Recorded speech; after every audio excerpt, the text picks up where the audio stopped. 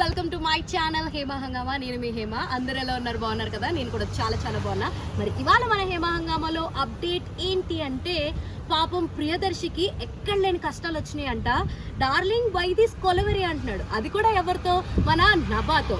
ఇంతకీ నభా గుర్తుంది కదా, ఇస్మార్ట్ శంకర్ తోటి మామూలు సెన్సేషన్ క్రియేట్ చేయలేదు మన నభా. మరి అలాంటి నభా తర్వాత 2-3 చిన్న చిన్న సినిమాలు తీసినప్పటికీ కూడా ఆశించినంత స్థాయిలో ఆడలేదు. ఆ తర్వాత కాస్త హెల్త్ ప్రాబ్లమ్స్ వచ్చేసి సినిమాలకి గ్యాప్ ఇచ్చేసింది. అండ్ ఇప్పుడు తను స్ట్రైట్ అవే మళ్ళా చేస్తున్న మూవీయే డార్లింగ్ వై దిస్ కొలవెరీ. మరి ఇందులో ప్రియదర్శి బల్గం సినిమా తర్వాత సింగిల్ హీరోగా వస్తున్నటువంటి సినిమా కూడా ఇదే అనమాట.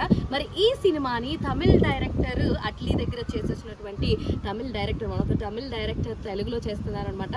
మరి దీన్ని ఇంత చక్కగా ప్రొడ్యూస్ చేస్తుంది ఎవరంటే, హనుమాన్ సినిమాతోటి లైక్ 1000 crores సినిమా బడ్జెట్లోకి వెళ్ళిపోయినటువంటి ప్రొడ్యూసర్స్ నిరంజన్ గారు అలాగే చైతన్య రెడ్డి గారు ఇందులో మనకి ప్రొడ్యూస్ చేస్తున్నారు ఈ సినిమాని. ఆఫ్టర్ హనుమాన్ తర్వాత వాళ్ళు చేస్తున్న ప్రాజెక్టే ఈ డార్లింగ్ వై దిస్ కొలవెరీ. కాకపోతే ఈ డైరెక్టరు అంటే స్టోరీ అంతా చెప్పేయడం జరిగిందనమాట. అంటే స్టోరీ ఎలా ఉంటుంది, మా స్టోరీ ఇది, కాకపోతే దీని నుంచి ఎలా బయటపడ్డాడు అన్నది మీరు చూడాలంటే సినిమా చూడాలని ఒక క్లారిటీతో అయితే ఉన్నాడు డైరెక్టర్.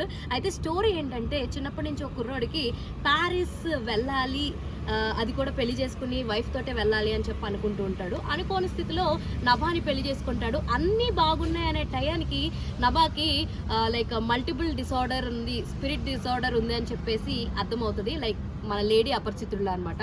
సో ఎలా బయటపడ్డాడు, ఎలా రెక్టిఫై చేశాడు, ఎన్ని తిప్పలు పడ్డాడు, ఇవన్నీ చూడాలి అంటే కనుక మనం ఆన్ థియేటర్లో చూడాలి. మరి ఈ సినిమా జూలై 19న అయితే థియేటర్స్లో వచ్చేసింది.